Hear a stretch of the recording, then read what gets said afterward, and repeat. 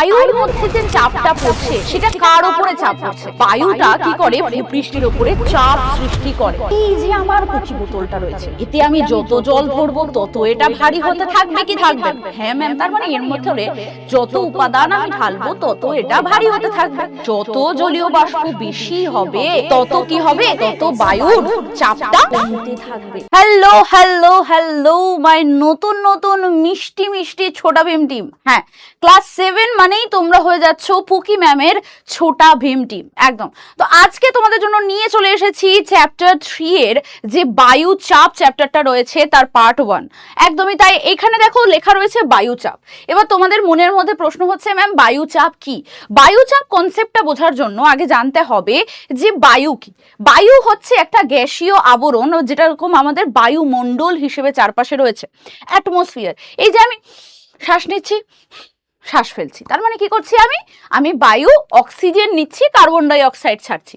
এটা কার আন্ডারে পড়ে? বায়ুমণ্ডল বা অ্যাটমসফিয়ারের আন্ডারে পড়ে। যে গ্যাসীয় আবরণটা চারপাশে ছড়িয়ে রয়েছে সেটা কিসের উপাদান? সেটা বায়ুর উপাদান।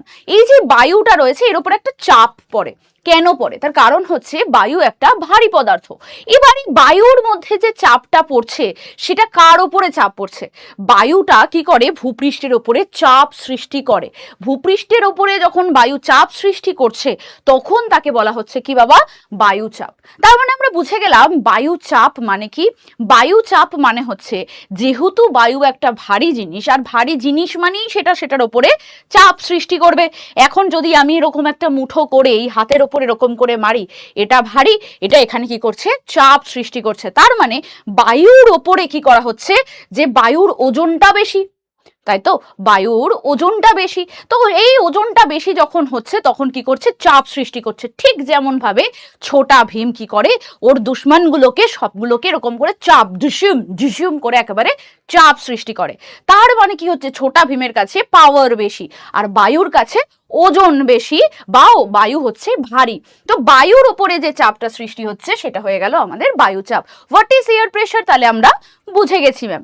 এরপরে চলে আসি আমরা বায়ুর বলছে যে রিজনগুলো কি রয়েছে, বা বায়ু চাপের কারণগুলো কি কি রয়েছে।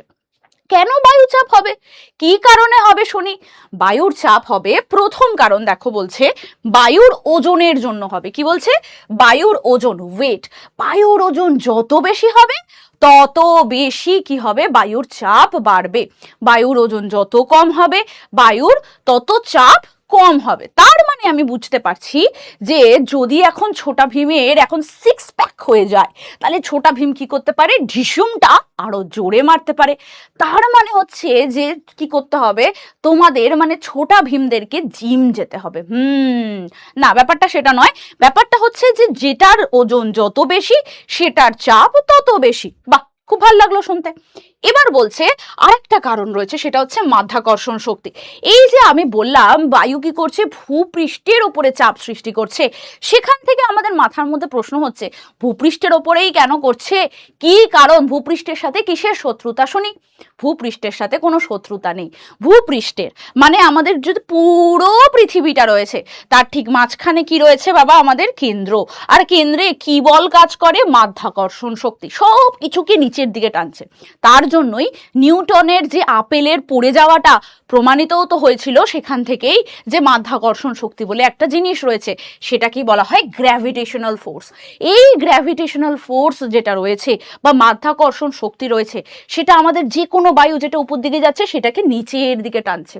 নিচের দিকে টানছি মানে যত নিচের দিকে টানবে তত বায়ুচাপ বেশি হবে।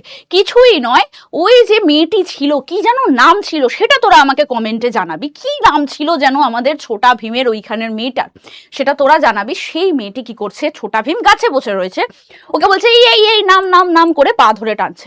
যত ওর পা ধরে টানছে ওর তত ওর উপরে প্রেশার হচ্ছে যে ওকে উপরে বসতে হবে। সেই প্রেশারটা ও ফিল করতে পারছে। বুঝতে পারছিস? এইবারে বলছে কি? বলছে বায়ুর ঘনত্ব মানে ডেনসিটি। আচ্ছা, ঘনত্ব কি হয়?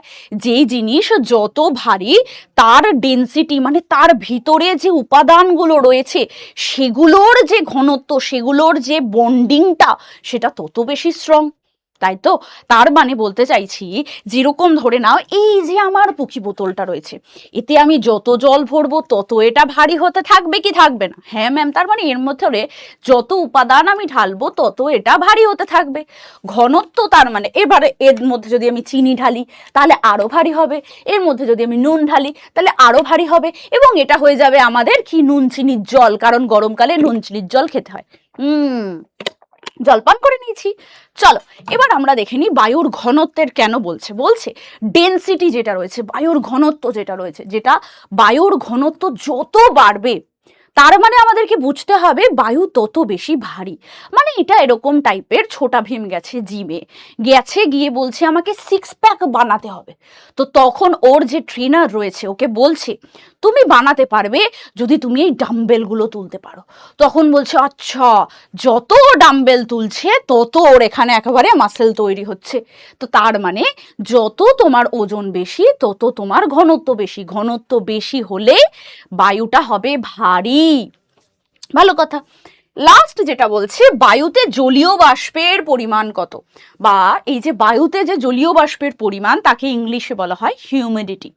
এই যে আমরা গরমকালে বেরোই, উফ বাপরে বাপ প্যাচপ্যাচে গরম, আর ভাল লাগছে না এরকম বলি আমরা, তার জন্য আমরা জল খাই, ওআরএস খাই, নানান ধরনের কোল্ড ড্রিঙ্কস পান করি, তার সাথে সাথে আমরা বাড়িতে গিয়েই মাকে বলি মা মা গ্লুকন্ডি করে দাও, হ্যাঁ না, একেবারে আমাদের শক্তি চলে আসবে বলি। তো কেন বলি? তার কারণ হচ্ছে আমাদের শরীরের ভিতরের যে জল রয়েছে সেটা বেরিয়ে গেছে। এই ছোটা ভীম গেছিল হচ্ছে যুদ্ধ করতে, মানে একেবারে মারপিট করে এসে এরকম করছে, উফ বাবা হাঁপিয়ে গেছি। তখন ওকে বলা হচ্ছে কি, তখন ওকে বলা হচ্ছে যে তোমার শরীরের জলীয় বাষ্প কমে গেছে।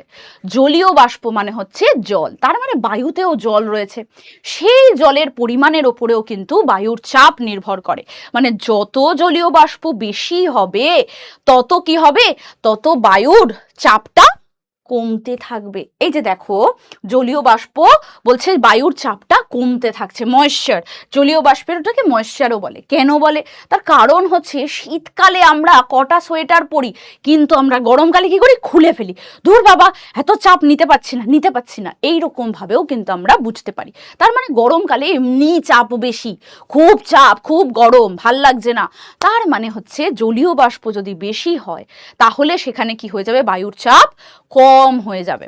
ঠিক আছে। আচ্ছা, বায়ুচাপের নিয়ন্ত্রকগুলো কি আছে, বা বলা যেতে পারে বায়ুচাপ কি কি কারণে কিরকম ভাবে এটা চেঞ্জ হচ্ছে। প্রথম যেটা রয়েছে সেটা রয়েছে হচ্ছে তাপমাত্রা, উত্তাপ, বা বলা যেতে পারে উষ্ণতা, বা ইংলিশে বলে টেম্পারেচার।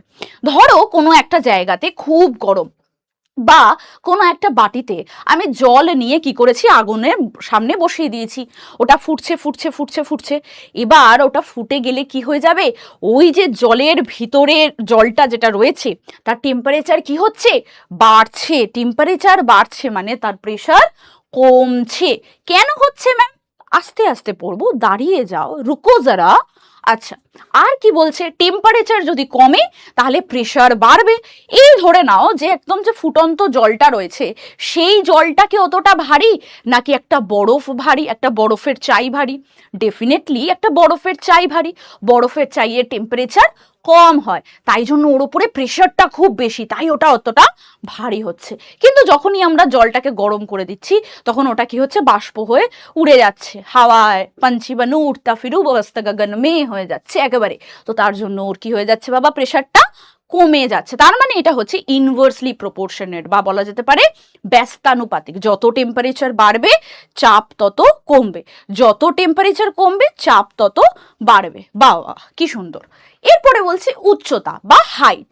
এবার ধরো তুমি গেছো একেবারে দার্জিলিং এর একেবারে দারুণ একটা জায়গাতে, ওখানে গিয়ে দাঁড়িয়ে সুন্দর করে পাহাড় দেখছো, ওখানে তোমার প্রেশার বেশি ফিল হবে না কম ফিল হবে?